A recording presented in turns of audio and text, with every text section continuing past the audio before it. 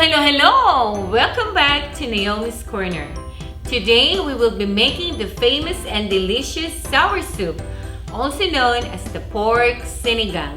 We will be using our versatile 7-quart wok for this dish. Our ingredients are butterfly pork chops, sliced tomatoes, sliced onions, daikons, napa cabbage, bok choy, and tamarind seasoning mix. In our Saladmaster 7-quart wok, we will be using our easy as 1, 2, 3 dumping method. So in our cold pan, we're going to dump our tomatoes, onions, our butterfly pork chop cut in bite size, a little bit of our sinigang mix on top, our daikon. Now, we will be using our napa cabbage to get water from our sinigang soup. Dump your napa cabbage. And then on top of it, our bok choy. Wow, look at this. This is our easy dumping method. Dump all together. Then we're gonna cover it. Leave it to medium heat. We're gonna put a little bit more on top.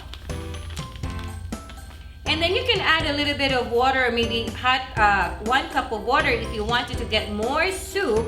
But in here, it's gonna be a waterless, but we're gonna get more water from the vegetables. Cover it, set the temperature to medium heat, and once the vapor valve starts clicking, reduce the heat from medium to low for about 15 to 20 minutes, and your pork sinigang is ready to serve.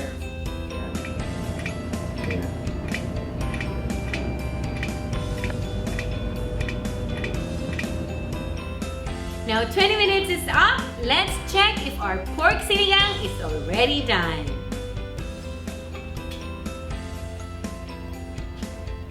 Now let's stir. Wow, look at that. Our pork is well done, and we got a lot of soup from the vegetables. Now we are ready to serve our delicious sinigang.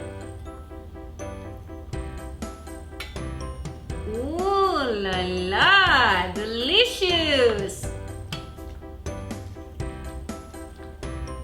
Serve it with your favorite rice. Have an amazing day, and don't forget to like and subscribe. I'll see you next time at Naomi's Corner. Bye!